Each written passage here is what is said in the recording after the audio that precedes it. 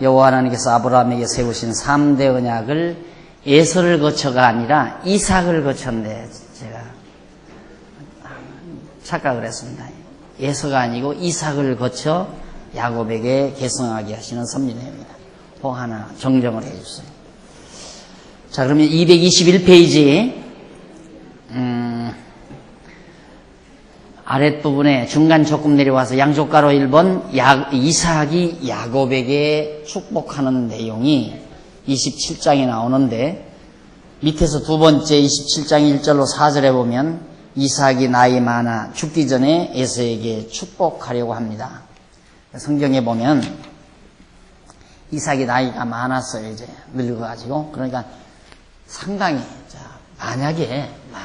만일의 경우 이삭의 역사가 그 근본 목적이라면, 이삭의 역사를 우리에게 소개하는 것이 근본 목적이라면 이삭의 초년 생활만 기록할 게 아니라 노년 생활 쭉 자세히 나와야 되잖아요. 그런데 갑자기 나이 많은 이삭의 역사가 바로 나이 많아서 죽게 되는 장면이 나와요. 그러니까 이삭의 생애 속에서 꽁충 한 부분을 뛴다 이 말이죠. 왜 그러는가? 그 이유는 아까도 말씀드렸지만 성경이라는 것이 하나님 당신을 계시하는 데 목적이기 때문에 하나님을 계시하시는데 필요한 역사만을 이렇게 뽑아가지고 열거해 가기 때문에 이런 현상이 나오는 걸 우리가 알 수 있잖아요. 그러니까 사실은 이삭의 역사하면 많이 삭제된 거라고 우리가 알 수 있죠. 그러나 우리처럼 언약계승은 실현 이러면 정확한 거고요. 내용 자체가 의미적으로. 자, 그러면 보십시다. 나이 많아서 이제 앞을 이삭이 잘 못 봐요. 못 보게 되니까 자기 아들 에서를 데리고 왔어요. 에서. 여기 에서죠? 에서하고 이삭이 낳은 아들은 야곱. 쌍둥이를 낳았죠. 에서와 야곱을 쌍둥이를 낳았는데 아버지는 이삭은 에서를 사랑한다고 그러죠. 사나이답고 또 사냥을 즐기고 그래서 아버지가 퍽 좋아했다고 그랬습니다. 그래서 이 이삭이 에서를 불러들여 가지고 에서에게 하는 말입니다.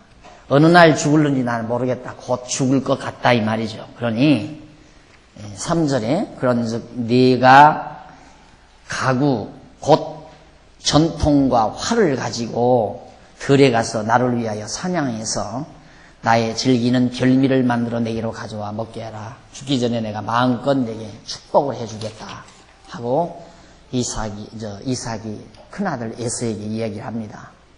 그러니까 이삭이 이제 그런 얘기를 했는데 문제는 여기서 그래요. 우리가 이삭이 에서에게 축복을 했다 이런 말을 들으면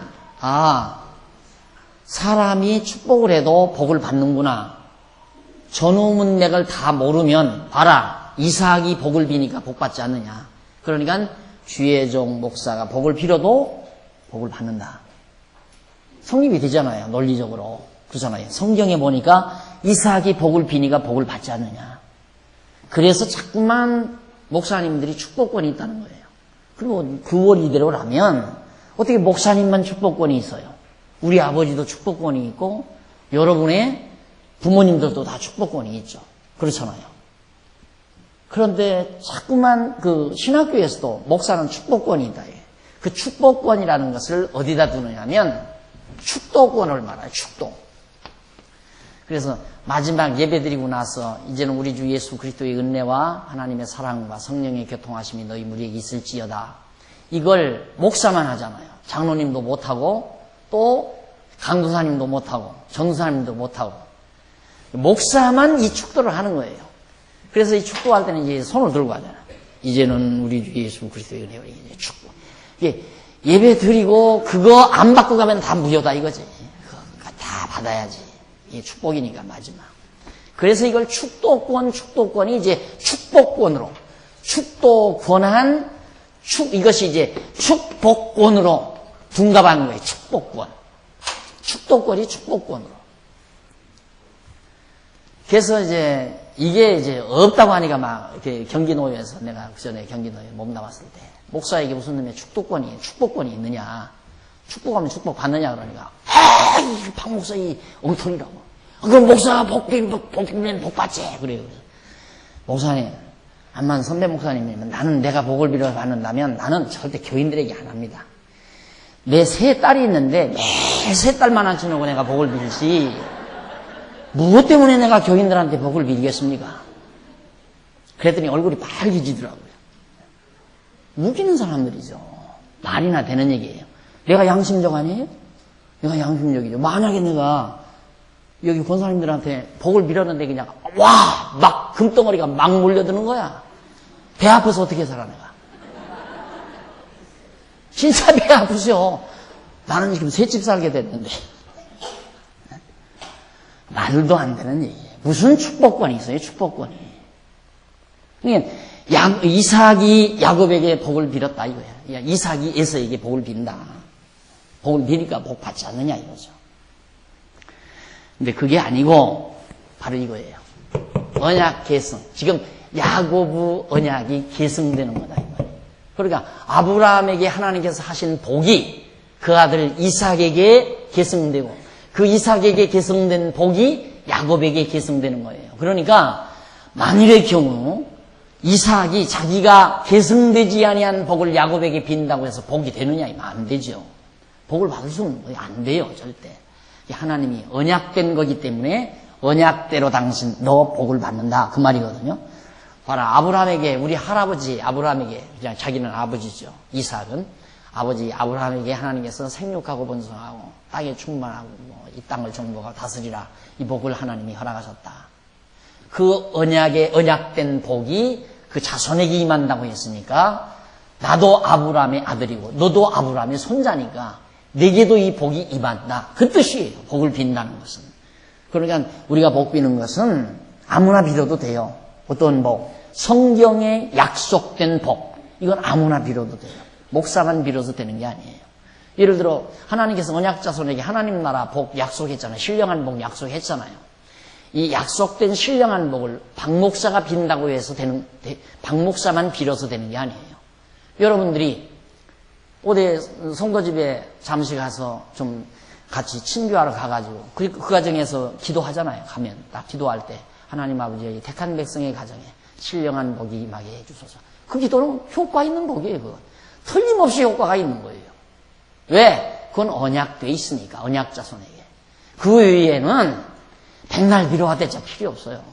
하나님 아버지 와보니까 아파트가 좁네요. 이 가정의 아파트 좀 한 10평만 더 늘렸으면 좋겠습니다. 주여 믿습니다. 꼭 믿습니다. 그런다고 되는 거 아니에요. 그러니까 지금 이삭이 자기 큰아들 에서에게 지금 복을 빌려고 그러거든요.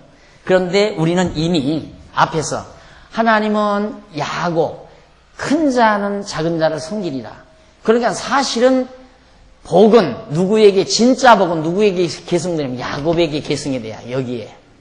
그런데 이삭은 큰아들이 이쁘잖아요. 사냥도 하고 자주 별미를 해서 갖다 주고 하니까 이삭에게 복을 빌려고 이삭한테 조용히 얘기를 해. 가서 짐승 잡아다 가지고 와라. 내가 별미를 먹고 너에게 복을 마음껏 빌어주겠다. 그런데 신기한 것은 하나님이 이삭의 눈을 감겨줬습니다. 안 보게 봉사가 된 거예요. 그 나이가 많아가지고. 근데 그 말을 하는 것을 에서에게 그 말 하는 것을 누가 들었냐면 리브가가 들었어요.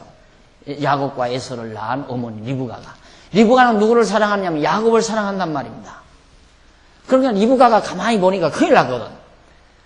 자기가 사랑하는 야곱은 복을 못 받고 자기가 별로 사랑하지 않는 에서가 복을 받게 되니까 이 리브가가 야곱을 빨리 불러들였어요.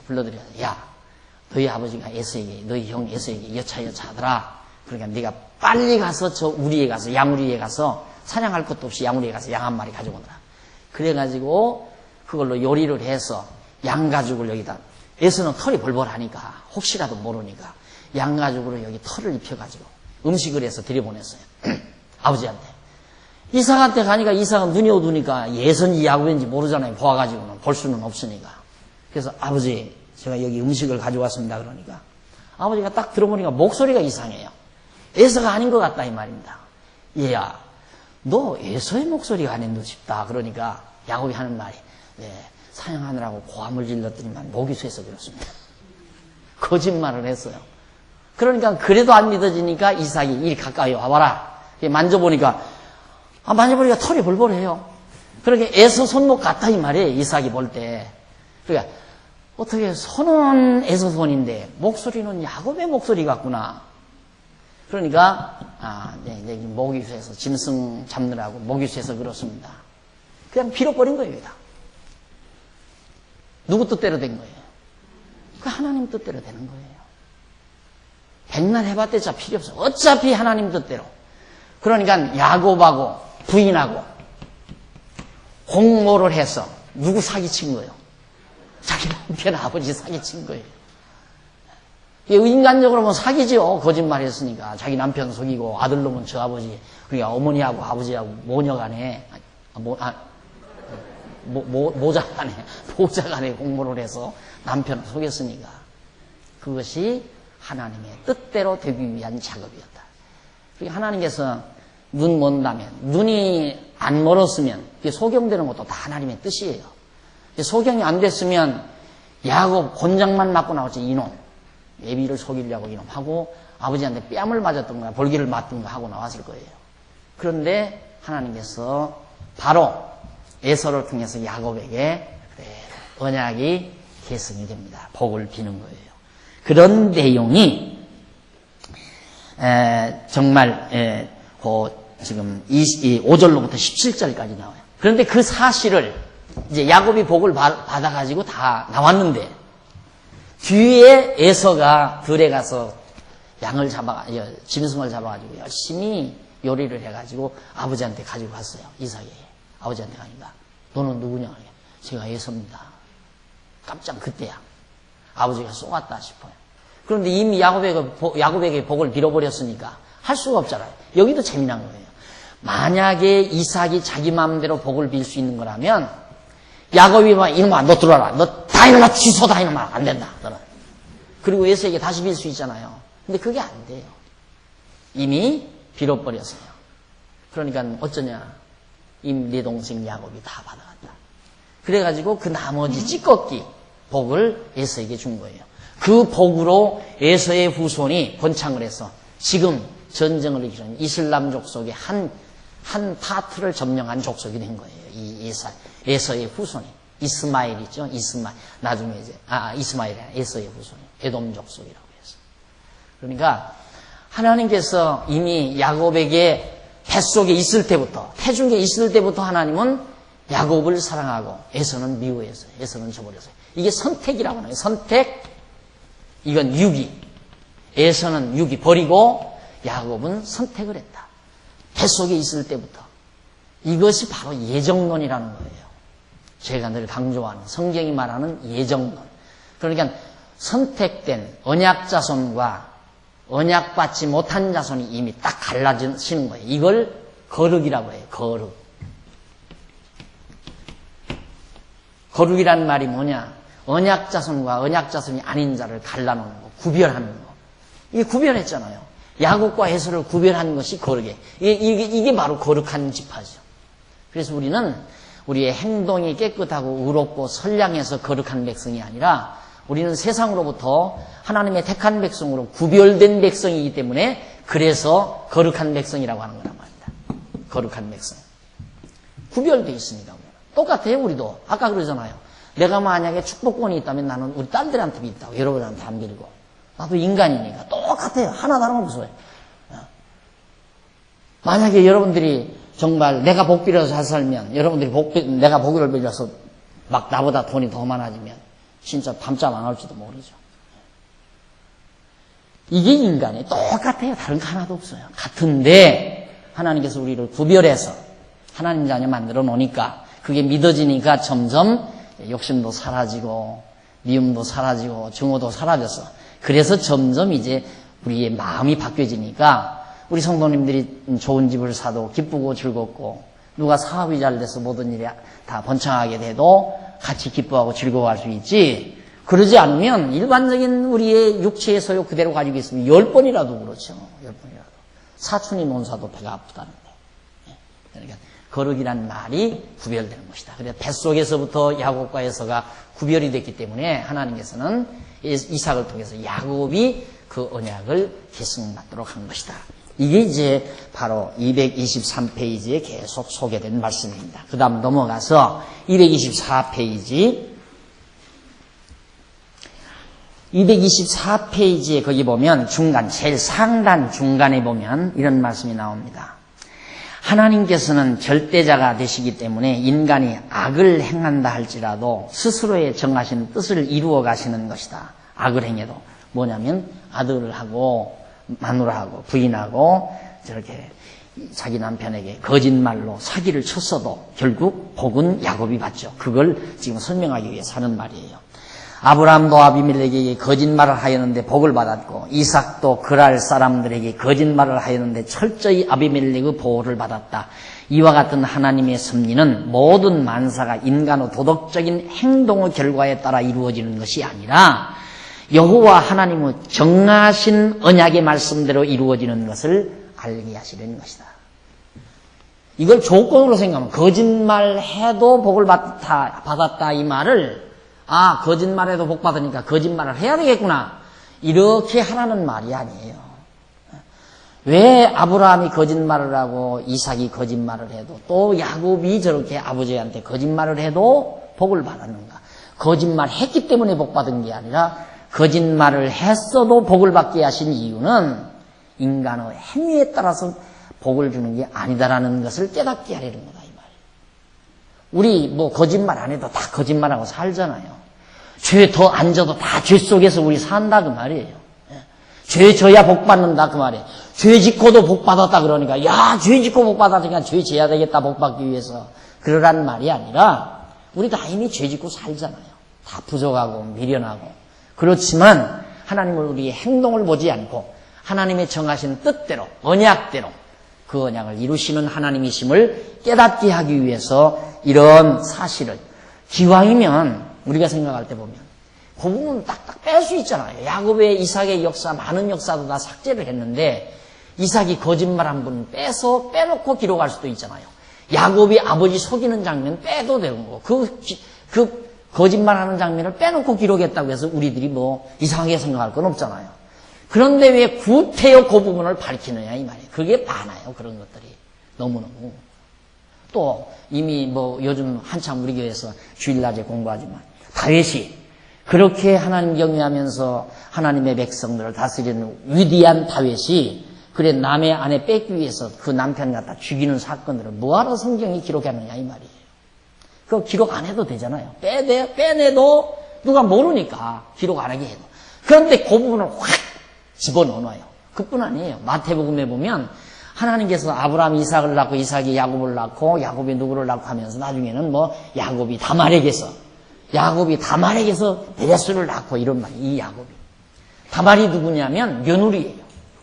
야곱이라는 이 사람이 며느리를 범해가지고 며느리 안에서 아들을 낳아요. 그런 건 그냥 기록한다니까 성경에. 죄송해요. 야곱의 아들 유다가. 죄송해요. 야곱의 아들 유다가 다말에게서 낳는데 이제 앞으로 그 역사가 나와요. 그런 걸 왜 성경이 밝히는가? 우리의 행위대로 하지 않는 하나님을 밝히기 때문에. 우리가 하나님을 믿는 것이 그래서 믿는 거 아니에요. 우리의 행위대로 믿으라면 우리 포기해야죠. 어떻게 우리 행위에 따라서 행위의 보상을 받고 산다면 우리가 어떻게 하나님 앞에 감히 누구나가 다 나 너 할 것 없이 인간은 다 부족하고 다 미련하고 다 육체의 소욕에 가득한 인간들인데 그래서 나는 이 말씀 속에서 정말 그런 하나님이기에 당당해지는 거죠. 우리의 행동과는 전혀 관계없이 하나님은 언약대로 선택된 자에게 복을 주어서 살게 하시는 것처럼 하나님은 언약대로 선택받은 백성에게 영원한 하나님의 나라를 보장해 주신다. 이게 확 믿어지니까 어차피 우리는 천국 가게 돼 있잖아요. 구원 얻게 돼 있어요. 누가 뭐라 해도. 그리고 나 이 땅 위에 사는 동안도 하나님이 딱 보장해 주시고 정하신 대로 살게 돼 있어요. 택한 백성이니까. 물론 한 택한 백성도 다 하나님이 주관하지만 어찌 하나님의 택한 백성을 하나님이 주관하지 않겠어요? 그게 믿어지니까 구차해지지 않고, 그게 믿어지니까 좌절하지 않고 절망하지 않고 비굴해지지 않고, 그래서 당당해지는 거죠. 자, 그 다음 거기 이제 여호와 하나님의 정하신 언약의 말씀대로 이루어진 알게 하려는 거다. 그래서 하나님께서 악인도 악한 날에 적당하게 하시고 하나님을 사랑하는 자, 곧 그 뜻대로 부르심을 입은 자에게는 모든 것이 합력하여 선을 이룬다.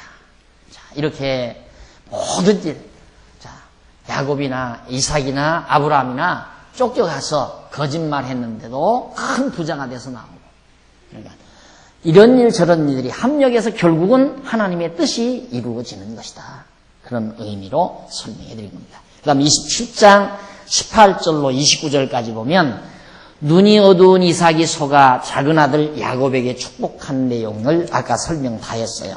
그 설명. 그 다음 넘어가서 226장 하단에 보면 27장 30절로 40절에 보면 야곱에게 복을 빼앗긴 에서에게 이삭이 축복을 해주는, 아까 나머지 부스러기 축복해줬다고 그랬죠. 거기 조금 한번 읽어보실래요? 이삭이 야곱에게 축복을 마침에 야곱이 그 아비 이삭 앞에서 나가자 곧 그 형 에서가 사냥하여 돌아온지라. 그가 별미를 만들어 아비에게로 가지고 가서 가로되 아버지여 일어나서 아들의 사냥한 고기를 잡수시고 마음껏 내게 축복하소서. 그 아비 이삭이 그에게 이르되 너는 누구냐? 그가 대답하되 나는 아버지의 아들 곧 아버지의 맏아들 에서로소이다. 이삭이 심히 크게 떨며 가로되 그런즉 사냥한 고기를 내게 가져온 자가 누구냐? 너 오기 전에 내가 그렇다면 그런지 아니라 그렇다면 네가 에서라면 아까 그 고기 가져온 사람은 요리 가져온 사람은 누구냐 그 말이죠. 너 오기 전에 내가 다 먹고 그를 위하여 축복하였다. 에서가 벌써 딱 예감을 예측을 했습니다. 아하, 야곱에게 쏘았구나. 이게 쏘은 게 아니라 정정당당한 거예요. 왜 그러냐면 에서가 야곱한테 장자의 명분을 팔았죠. 네? 앞에서 팔았잖아요. 못 먹고 못하고 팥죽 한 그릇하고 장자 명분. 이게 팥죽 한 그릇을 야곱은 주면서 너 나한테 형이라고 하면 내가 주지 그러니까 에서가 그래라 하니까 네가 형 해라 하고 팥죽 한 그릇 얻어먹었다 이 말이에요. 이것도 계약이죠. 서로의 계약. 이게 계약대로 야곱이 장자의 명분으로 복을 받은 거고, 에서는 지가 팔아먹었으니까, 장자의 명분을 팔아먹었으니까 장자의 복을 놓쳐버린 거고. 자, 이런 것들도 다 동화 같은 얘기 같지만은 다 하나님의 섭리 속에서 이루어지는 것들입니다. 자, 이렇게 해서 복을 다 이제 동생에게 빼앗기고 나서 35절 보세요. 35절. 이삭이 가로되 네 아우가 간교하게 와서 네 복을 빼앗았도다. 에서가 가로되 그의 이름을 야곱이라 함이 합당치 아니하니까 그가 나를 속임이 이것이 두 번째입니다. 두 번째나 속였다 이거예요. 전에는 나의 장자의 명분을 빼앗았고 나오죠. 이제는 내 복을 빼앗았나이다. 장자 명분 빼앗았으면 속이기는 뭐 속여요. 장자 명분 낮추면 팥죽 줄게 하고 계약해서 다 한 건데 그때 자기가 속아서 팔아먹었다 이거죠. 요즘 정보가 늦은 사람들이 속아서 땅 팔아먹고 속아서 집 팔아먹듯이 야곱도 바보처럼 에서가 야곱한테 속아서 팔아먹은 거예요. 그러더니만 이제 복도 다 가져갔다. 그래가지고 하는 말이 37절 이삭이 에서에게 대답하여 가로되 내가 그를 너의 주로 세우고 그 모든 형제를 내가 그에게 종으로 주었으며 곡식과 포도주를 그에게 공급하였으니 내 아들아 내가 내게 무엇을 할 수 있으랴. 다 야곱은 주인이 되고 네 자식들은 다 종이 될 걸 다 이때 다 주어버렸다 이 말이에요. 기억 안 나요? 지금의 역사가 그대로 돼 있잖아요. 지금의 역사. 야곱의 후손은 지금 부유하게 잘 살아요. 그런데 에서의 후예들은 지금 완전히 정말 피폐한 상태에서 그들이 살고 있고 나중에는 침략을 받아서 에서의 후손들이 다 종로로 타는 에돔 족속들이 야곱의 후손에게 와서 종노릇하고 그렇게 사는 역사가 후대에 펼쳐져요. 지금도 그렇게 살고요, 사실은. 너무너무 가난하게 에서의 후손. 그러니까 이것이 하나님의 정하신 뜻대로 다 이루어지고 있다는 것을 현대 역사도 우리에게 잘 보여주고 있는 거예요. 자, 이래서 38절 거기 보면 38절 에서가 아비에게 이르되 내 아버지여 아버지의 빌 복이 이 하나뿐이니까 내 아버지여 내게 축복하소서 내게도 그리하소서 하고 소리를 높여 우니 그 아비 이삭이 그에게 대답하여 가로되 너의 주소는 땅의 기름짐에서 뜨고 그러니까 아주 피폐한 땅에서 산다. 기름진 땅에서는 너희는 살 수가 없다. 이게 복 빌어달라니까 조주를 하잖아요. 기름진 땅에서 너희는 뜬다. 너희 살 땅은. 아주 피폐한 땅에서 너희가 산다. 뜨고 내리는 하늘 이슬에서 뜰 것이고 이슬도 잘 내리지 않고 그러니까 초목이 잘 안 자라는 거죠. 그 다음 40절 너는 칼을 믿고 생활하겠고 항상 전쟁에 쫓겨나고 전쟁을 해야 되고 내 아우를 섬길 것이며 네가 매임을 벗을 때에는 그 멍에를 네 목에서 떨쳐버리리라 하였더라. 그러니까 결국 에서도의 후손이 아주 삭막한 땅, 에돔 땅이라는 곳이 비도 잘 안 내리고 나중에 이들이 가는 에서족속들이 사는 땅이 아주 피폐한 땅, 산악지, 물도 잘 안 나오고 그리고 이쪽으로 퍼져나가는 이 땅도 다 그런 땅이었어요. 그리고는 종로로 다리라 해서 종로로 됐고 벗어나서 사네. 지금은 뭐 이스라엘 유대인들의 종에서 벗어났다 하지만은 완전히 가난 속에서 지금 방황하는 것이 에서족 속의 후예들이 지금 겪고 있는 역사의 현실입니다. 자, 그 다음에 이렇게 이제 예언한 내용대로 되어지는 내용들을 이제 설명해 드린 내용이 거기 나오고요. 거기 이제 조금 보십니다. 229페이지 위에서 네 번째 줄 바꾼데 보시면은 229페이지 위에서 네 번째 줄 바꾼데 그런데 일반적으로 무당이 복을 빌면 복을 받는다고 사람들이 생각하는 것처럼 목사나 부흥사가 복을 빌면 복을 받는다고 생각하고 있다. 그러한 생각은 아브라함이 이삭에게 복을 빌어서 복을 받았고 이삭이 야곱에게 복을 빌어서 복을 받은 것으로 곡해하여 생긴 어리석은 결과다. 그런 이야기를 참고로 거기 써드렸습니다. 시간이 있는 대로 보시면 되겠고요. 그 다음 230페이지 넘어가서 모든 것들은 하나님의 언약대로 이루어지는 겁니다. 27장 41절로 45절에 보면 리브가가 야곱에게 형 에서의 복수를 피하라고 말합니다. 에서가 화가 났어요. 화가 나가지고 죽이려고 해요. 야곱을 죽이려고. 사실 죽일 수가 없죠. 왜? 하나님이 야곱을 택했는데 죽을 자가 아니에요. 그러나 리브가가 어머니 보기에 막 살기가 등등해서 형이 동생을 죽여버리려고 그러니까 어머니 리브가가 야곱에게 귀띔을 했어요. 너 큰일 났다. 형이 저렇게 화가 나고 널 죽이려고 하니까 여기 머물지 말고 외갓댁으로 가라. 리브가 자기 외갓댁으로 보냈어요. 외갓댁으로 가서 거기 가서 피신했다가 오라고 하란으로 보낸 겁니다.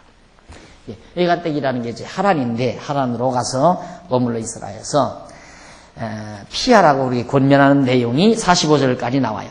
그 다음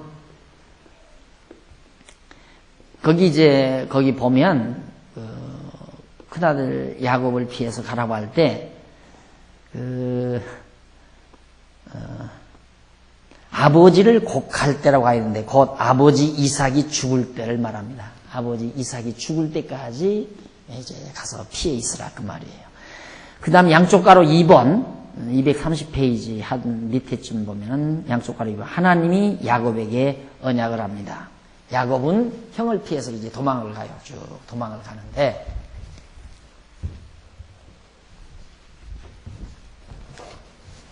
여기 이제 하란이라는 데가 있어요. 하란. 쭉 갑니다. 가다가 야곱이 46절 제일 하단에 보세요. 하단 46절로 28장 5절에 어머니 리브가가 꾀를 내어 야곱을 외가로 보내는 내용이죠. 보내는 내용인데 리브가가 야곱에게 이르되 내가 햇사람 딸들을 인하여 나의 생명을 싫어하거늘 야곱이 만일 이 땅의 딸들 곧 그들과 같은 햇사람의 딸들 중에서 아내를 취하면 나의 생명이 내게 무슨 재미가 있으리까. 에서가, 리브가가 참, 그러니까 이게 너무너무 참 놀라운 거죠. 리브가가, 이게 어머니 아니에요? 근데 에서는 해쪽 속의 딸에서 아내를 삼았단 말이에요. 그것 때문에 리브가가 굉장히 같은, 그러니까 동서끼리인가요? 동서끼리가 되는 거죠. 에서의 아내와 야곱의 아내가 동서끼리인데, 이 이방 여인이니까 아주 그것 때문에 굉장히 신경을 많이 썼어요. 그런데 지금 에서가 야곱을 죽이려고 하니까 어머니 리브가가 꾀를 냈어요. 꾀를 내가지고 자기 남편 이삭에게 야곱을 그냥 여기 놔두면 야곱이 이 땅 여인들하고 또 결혼하면 어떡합니까?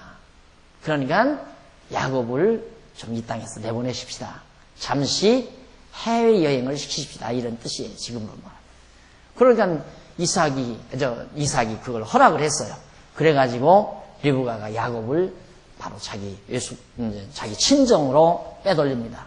그러니까 결국 야곱도 자기 아내를 맞아들이는데 결국은 이방 여인을 얻지 않게 하시는 하나님의 섭리도 되는 거죠.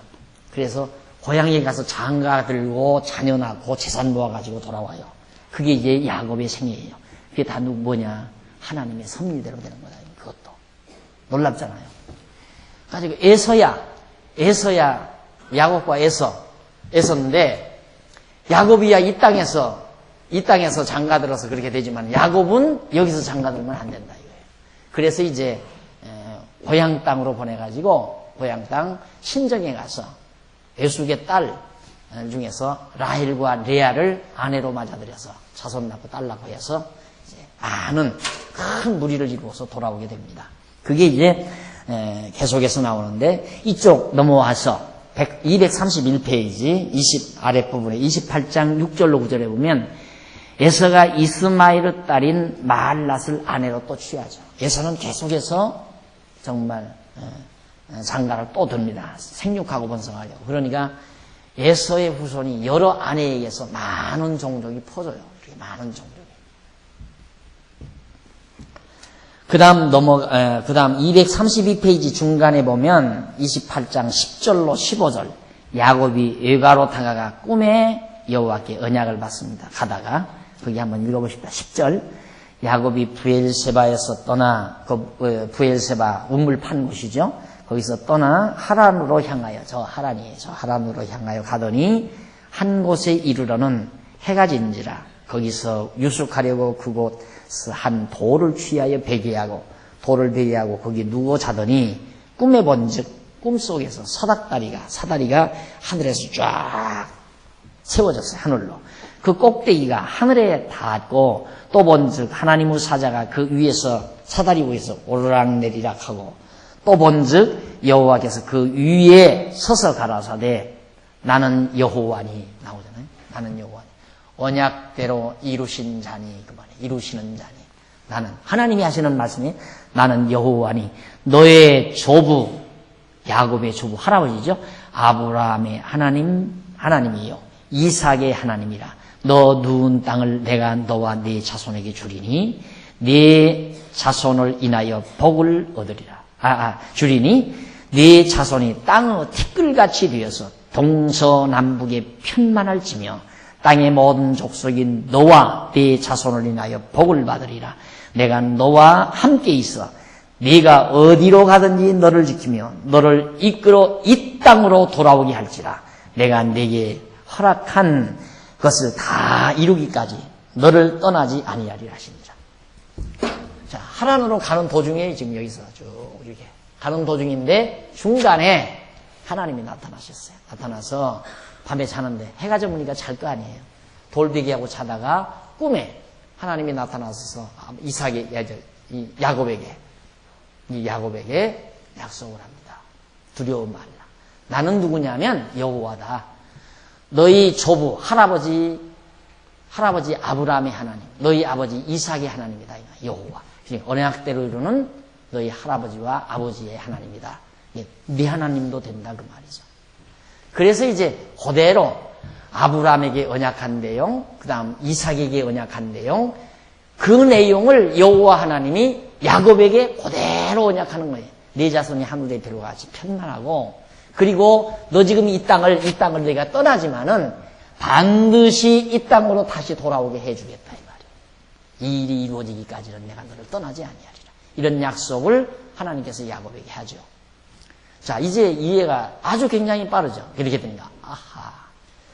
그래서 하나님은 아브라함의 하나님이요, 이삭의 하나님이요, 야곱의 하나님이다. 성경이 이제 자주 나와요. 그 내용이 이후에 아브라함의 하나님, 이삭의 하나님, 야곱의 하나님 이게 나오는데, 오늘 설교가들이, 교사들이 뭐라고 얘기하냐면 아브라함은 바치는 자의 하나님을 말한다 이 말이죠. 바치는 자. 왜? 가장 소중한 독자 이삭을 바치지 않았느냐? 그래서 아브라함의 하나님이라고 하는 거다. 이렇게 얘기하고, 그러면 이삭의 하나님은 뭐냐? 이삭의 하나님은 죄송합니다. 아브라함의 하나님은 믿는 자의 하나님, 믿는 자의 하나님. 이삭의 하나님은 바치는 자의 하나님. 이삭이 자기 몸을 하나님께 바쳤습니다. 그 다음에 야곱은 구하는 자의 하나님. 야곱이 약복강 나루에서 하나님께 구했다, 기도했다. 그러니까 하나님을 자기 하나님으로 삼으려면 믿어야 되고, 그 다음 하나님께 바쳐야 되고, 그 다음 기도 많이 해야 된다. 이래서 아브라함의 하나님, 이삭의 하나님, 야곱의 하나님이라는 말을 그렇게 해석을 해서 설교를 해요. 우리가 성도들은 가만히 들어보니까 맞는 거거든요. 아브라함 믿음의 조상이라니까. 아브라함의 하나님이라는 말은 믿는 자의 하나님이라는 뜻이로구나. 그러니까 내가 잘 믿어야 하나님이 내 하나님이 되겠구나. 그리고 이삭은 정말 자기를 하나님 앞에 바친 자니까, 제물로. 정말 많이 하나님 앞에 바쳐야 하나님이 내 하나님이 되겠구나. 또 야곱은 갈비뼈가 부러지도록 기도하지 않았느냐, 약복강 나루터에서. 그러니까 그렇게 구하는 자의 하나님이구나. 그래서 오늘날 성도들이 그렇게 지도를 받으니까 열심히 믿으려고 하고, 열심히 갖다 바치고, 하여튼 여유만 있으면 바치고, 빚이라도 얻어다 바치고, 자꾸 바치는 이유가 하나님이 바치는 자의 하나님이니까. 그리고 막 새벽이고 저녁이고 밤새면서 기도원에 가서 기도하는 이유도 간구하는 자의 하나님이니까. 간구를 해야 하나님이 내 하나님이 될 거 아니에요. 그래서 그렇게 기도를 막 고함을 지르면서 계속 기도하고 사는 거예요. 그런 식으로 가르치니까. 근데 여러분들이 볼 때 그 얘기예요.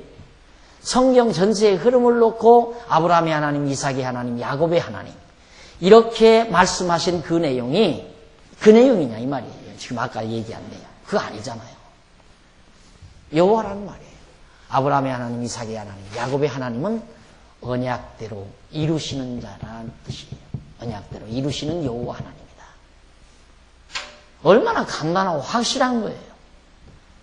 그러니까 성경을 계속 강조하지만 전체적인 흐름 속에서 이해하지 않으면 별아별 소리가 다 나와요. 별아별 소리가.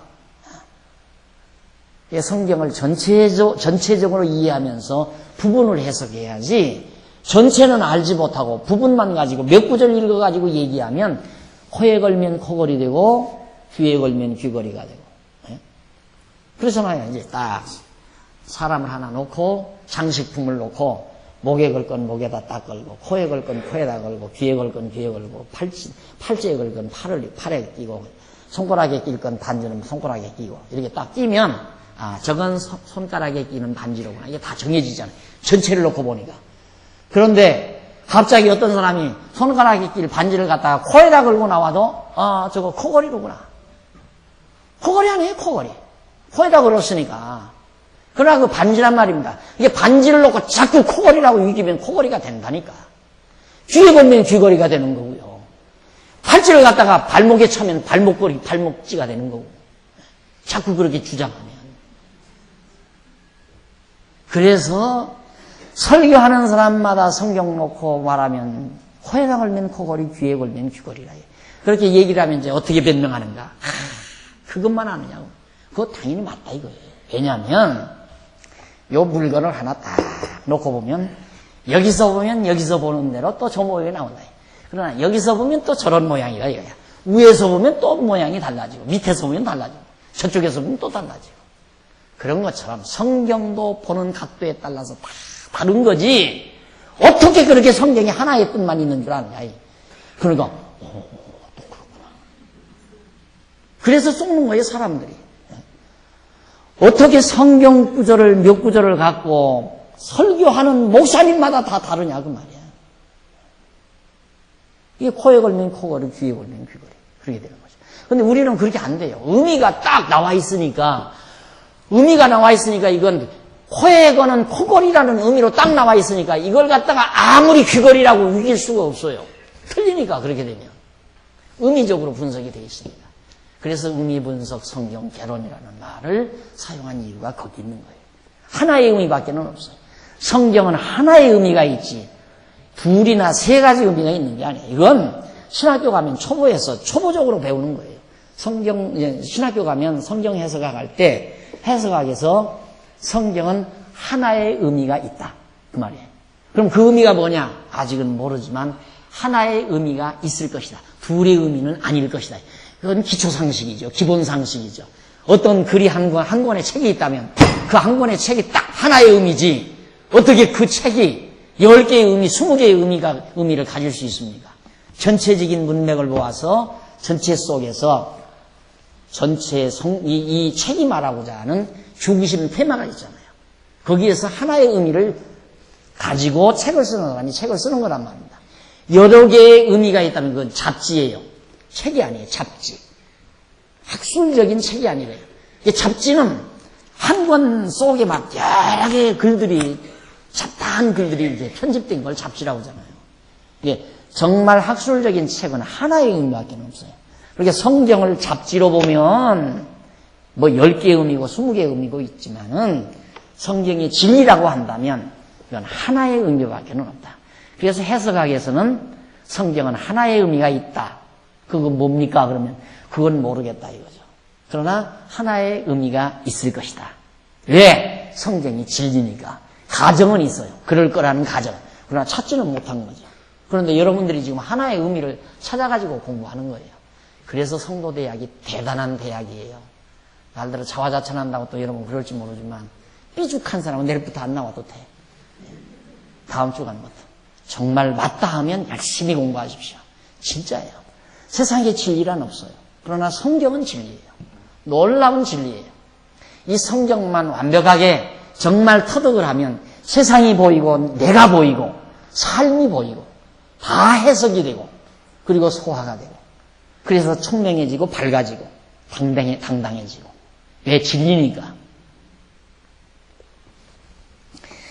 그래서 이제 아브라함의 하나님, 이삭의 하나님, 야곱의 하나님이란 말이 언약대로 이루시는 여호와 하나님이라는 뜻이다. 그 말이에요. 그런데 그 다음 넘어가서 233페이지 중간에 보시면 28장 16절로 22절 야곱이 베델에서 돌로 단을 쌓고 여호와께 서원을 합니다. 하나님께서 그렇게 축복을 하니까 야곱이 잠이 깨어 가로되 여호와께서 과연 여기 계시거늘 내가 알지 못하였도다. 이에 두려워하여 가로되 두렵도다. 이곳이여 다른 것이 아니라 이는 하나님의 전이요 이는 하늘의 문이로다 하고 야곱이 아침에 일찍 일어나 베개하였던 돈을 가져다가 기둥을 세우고 그 위에 기름을 붓고 그곳 이름을 베델이라 하였더라. 바로 베델에서 그렇게 된 거예요. 베델은 자, 여기 사해바다죠. 예. 자, 이쯤 지금 예루살렘터 예루살렘 여기에 하나님의 전이 지어질 것을 벌써 이 당시에 예루살렘 성전은 솔로몬 때 지어지지 한참 역사 후대에 지어져요. 그런데 벌써 그 장소에 지금 이 예루살렘 이 터 때문에 지금 전쟁이 일어나거든요. 지금 팔레스타인하고 이스라엘하고 또 전쟁이 일어났잖아요. 그래서 이스라엘이 지금 몇 군데 또 이제 후퇴해 준다고 그러더래요. 뺏었다가 요 며칠 전에 뺏었다가 물러나라 하니까 아마 몇 개 도성을 내놓는 것 같아요. 왜 그러는가? 이 예루살렘 터 때문에 그래요. 여기 이 터 때문에. 근데 여기에 여호와의 전을 세울 것을 하나님께서 야곱이 돌 베개하고 자다가 일어나서 그 베었던 돌로 기둥을 세운 거예요. 여기가 하나님의 전의 터가 된다고. 아, 여기 여호와 하나님이 계시군요. 여호와가 이 땅에 계시군요. 거기 나타났다니까 야곱은 거기 하나님이 거기에 와 계시는 줄 알고. 그래서 그걸 돌을 세워놨어요. 그리고 여기가 하나님의 전이 될 것을. 그래서 기둥을 세우고 그의 기름을 부었단 말입니다. 20절 야곱이 서원하여 가로되 하나님이 나와 함께 계시니 내가 가는 이 길에서 나를 지키시고 먹을 양식과 입을 옷을 주사 나로 평안히 아비 집으로 돌아가게 하시오면 여호와께서 나의 하나님이 되실 것이요. 그러죠. 하나님이 언약하시는 대로 분명히 나갔다가 다시 아비 집으로 내가 돌아온다면 여호와 하나님, 나의 하나님이다 이 말이에요. 전능자다 그 말, 전능자. 하나님이란 말은 언약대로 이루시는 여호와는 하나님이 여호와인데 이건 하나님은 전능자라는 말이거든요. 이게 나는 여호와니라 했으니까 여호와가 언약하셨으면 나갔다가 반드시 일로로 돌아오게 하겠다라고 언약하셨으니까 그렇게만 하나님께서 언약대로 해주신다면 정말 하나님입니다. 전능자십니다. 능력이 있으신 분입니다.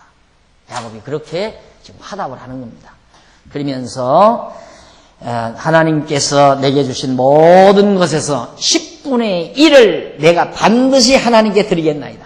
하나님이 나에게 그렇게 해 주시면 내가 10분의 1을 하나님께 드리. 11조라는 개념이 거기서 나오는 거예요.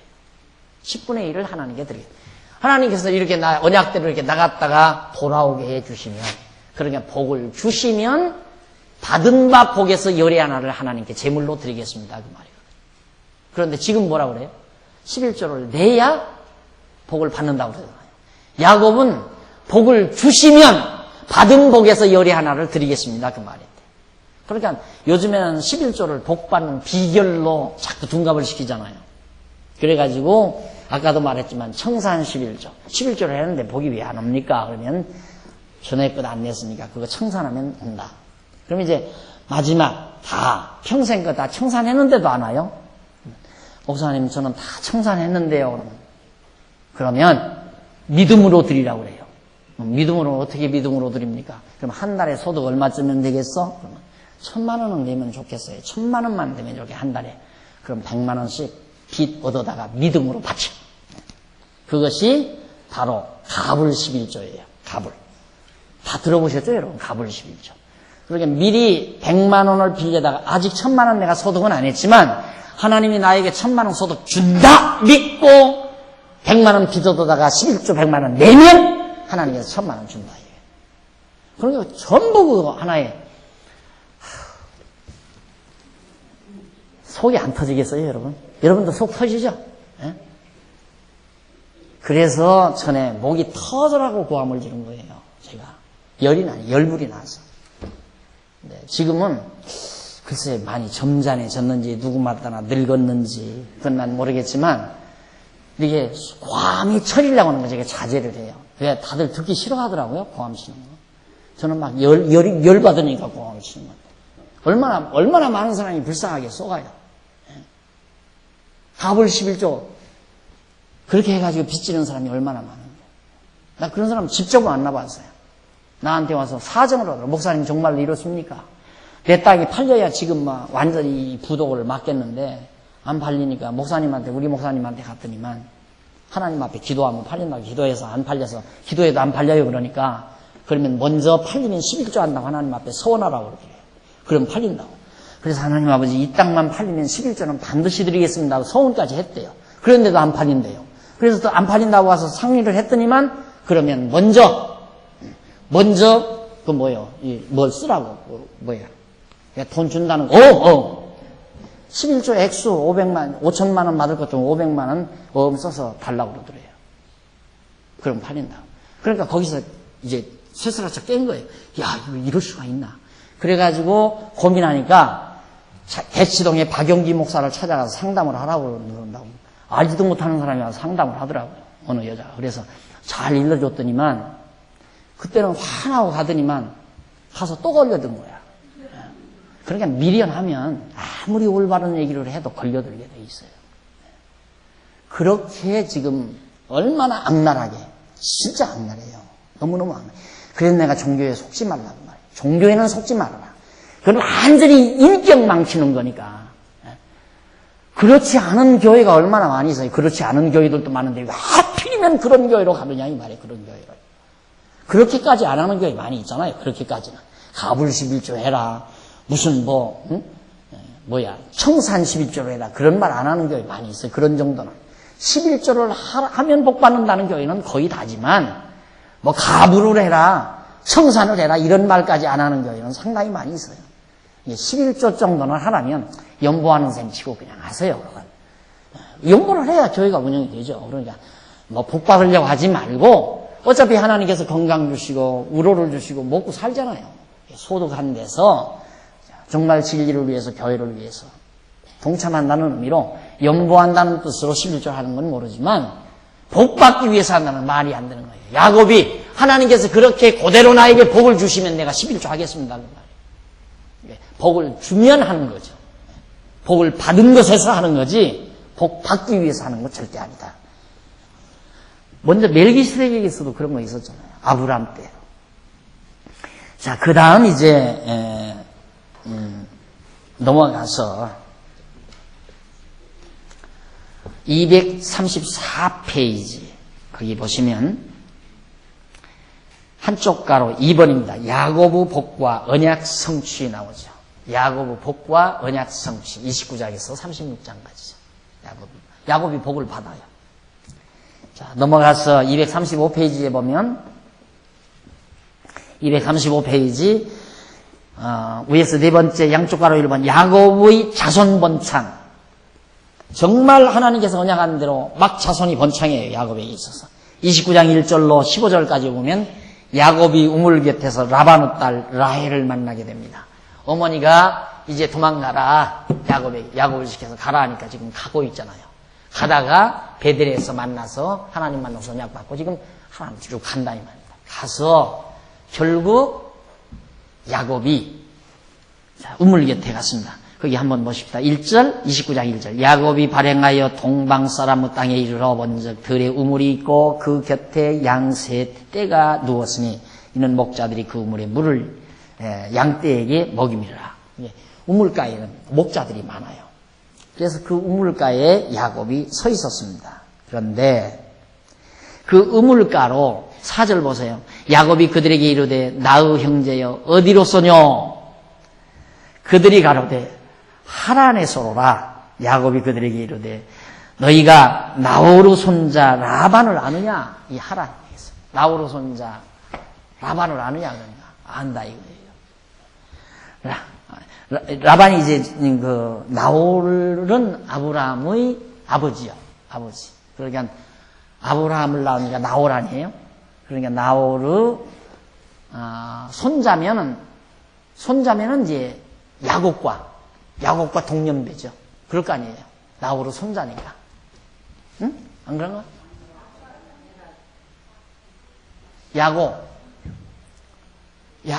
나홀은 아브라함의 아버지예요. 예? 아니. 나홀이 누구예요? 아브라함의 형제. 그렇죠? 예, 맞아요. 제가 착각을 했어요. 그러니까 결국 이 야곱과 동년배죠. 이제 그 여자가. 그걸 아느냐? 그렇게 해서 이제 물어보니까 거기서 이제 서로 만나게 돼요. 한번 보십시다. 9절. 야곱이 그들과 말하는 중에 라헬이 그 아비의 양과 함께 오니 그의 양들을 치매였더라. 야곱이 그의 외삼촌 라반의 딸 라헬. 그러니까 외삼촌 라반의 딸 라헬이 그 외삼촌의 양을 보고 나가서 우물 아구에 돌을 옮기고 외삼촌 라반의 양떼에게 물을 먹이고 그가 라헬에게 입 맞추고 소리내요. 울며 그에게 자기가 나의 아비의 생질이요 리브가의 아들됨을 구하였더니 라헬이 달려가서 그 아비에게 구하였다. 그게 결국 이제 외사촌을 만난 거예요. 외사촌 여동생을 만난 거예요. 쉽게 말하면. 그렇게 해서 거기서 그 집에 들어가서 이제 살게 되는데 머슴을 살아요. 사실은. 이 라반 외삼촌의 집에 가서 야곱이 이제 머슴을 사는데 7년 동안을 열심히 머슴을 살지요. 사는데 그냥 산 게 아니라 라반의 딸 라헬이 있었어요. 라헬. 큰 딸은 레아고 작은 딸은 라헬인데 작은 딸이 훨씬 이뻐요. 큰 딸보다. 그러니까 야곱이 7년 동안 일할 테니까 이쁜 작은 딸 라헬을 낳아주시면 좋겠습니다. 그 계약이 된 거예요. 그래서 7년 동안 열심히 외삼촌의 집에서 모습을 살아가지고 장가를 7년 만에 갔는데 쏘갔어요. 외삼촌이 밤에 야, 나이 많은 언니를 두고 어떻게 네가 먼저 가느냐. 언니 네가 들어가라. 그래가지고 언니 라헬, 이쁘지도 않은 라헬이, 아니 레아가 야곱의 방으로 들어와 버린 거예요. 아침 자고 이 바보지 그러니까. 확인이라도 불쏘놓고 확인이라도 할 거지. 그래가지고 쏟고 나서 7년을 또 사는 거예요. 7년을. 열심히 7년을. 그래서 14년 만에 자기가 원하는 아내 라헬을 또 얻습니다. 그래서 아내가 둘이에요. 그러면서 이제 아들 낳고 아들 자녀들 낳으니까 자꾸 번창을 할 거 아니에요. 그런 내용이 지금 이제 29장 계속돼요. 29장. 그다음 넘어가서 236페이지 밑에서 두 번째 줄 29장 16절로 20절에 보면 야곱이 라반에게 라헬을 위해 7년을 봉사하겠다고 아까 제가 설명드린 내용입니다. 그렇게 해서 결국 쏙죠. 237페이지 중간에 29장 21절로 30절에 보면 야곱이 라반에게 속은 후에 다시 라헬을 위해서 7년을 봉사를 합니다. 다음 넘어가서 238페이지 중간 좀 내려와서 29장 31절로 35절에 보면 레아가 아들 루벤과 시몬과 레위와 유다를 낳아요. 그러니까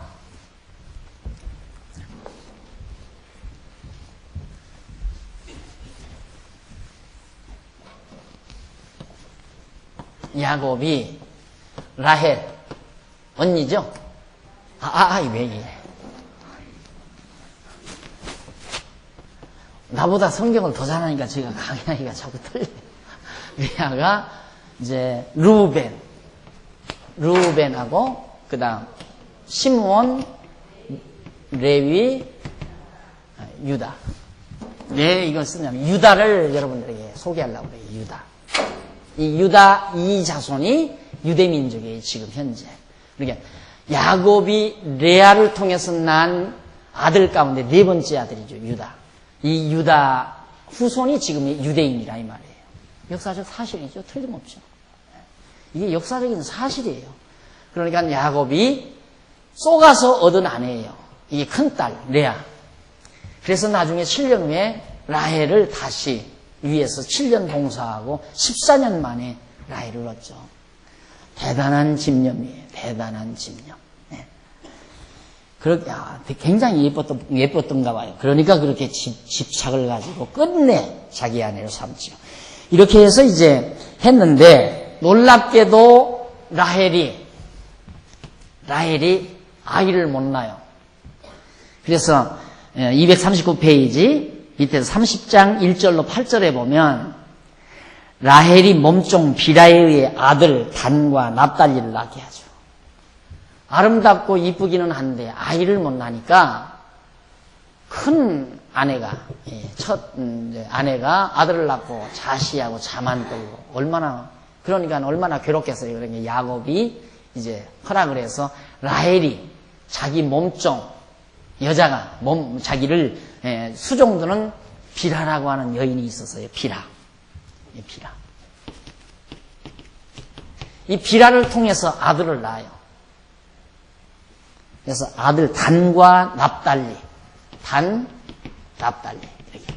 이 아들 둘을 라헬의 몸종을 통해서 낳죠. 이게 있을 수 있는 얘기입니까? 우리 지금 상식으로는. 이게 얼마나 부도덕한 행위예요, 이거. 근데 성경이 나와요. 이게 우리들이 생각하는 상식적인 생각대로, 행위대로라면, 이게 다 쓰레기다 쓸어버려야죠. 정말 여러분, 한 아내하고 지금 잘 사시는 거, 거룩한 생활이에요. 그러고 보면. 얼마나. 천국 12번 가고도 남죠. 그렇게만 사는 것도. 행위대로 간다면. 그거 아니에요. 우리 성경은 행위를 지금 보는 거 아니에요. 절대. 도덕적이고 윤리적인 걸 보는 게 아니라 이 말이죠. 하나님을 계시하려는 여호와 하나님을 계시하려는 이 인간들을 자꾸 착각하니까 하나님 보세요. 생육하고 번성하라고 했으면 정말 레아를 얻지 못하도록 그때 그냥 번개불이라도 팔짝 비춰가지고 이게 레아 얼굴이 보이도록 캄캄한 때 보이도록 하나님이 하셔서라도 내쫓게 했어야 할 거 아니에요. 그리고 마음에 드는 라헬이 들어와서 라헬이 12를 낳든지 22를 낳든지 계속 낳도록 그렇게 해야 우리의 감정에 맞잖아요. 우리의 감정에는.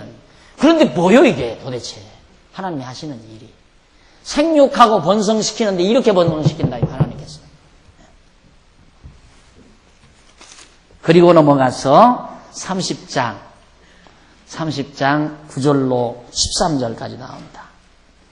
난들 가만히 있었으냐? 나도 하나 만든다. 레아도 자기 몸종 실바라고 하는 여자를 실바라고 하는 여자를 야곱에게 또 들이보내줬어요. 그러니까 실바가 또 아들을 낳아요. 인할리 통속. 야곱도 퍽 괴로웠을 거예요. 어떻게 됐나 다음 시간 보십시다. 기도하십시다. 자비하신 아버지 하나님, 살아계셔서 역사를 주관하시고 우리의 삶을 하나하나 간섭하시며 주관해 가시는 하나님의 놀라운 섭리를 다시 한번 저희들이 느낍니다. 오늘도 배운 말씀 우리의 양식이 되게 하시고 살아계셔서 지금도 역사와 만물을 지배하시는 여호와 하나님 경외하기를 게을리하는 어리석음이 없도록 우리를 지켜주시옵소서. 우리 연보에 동참했습니다.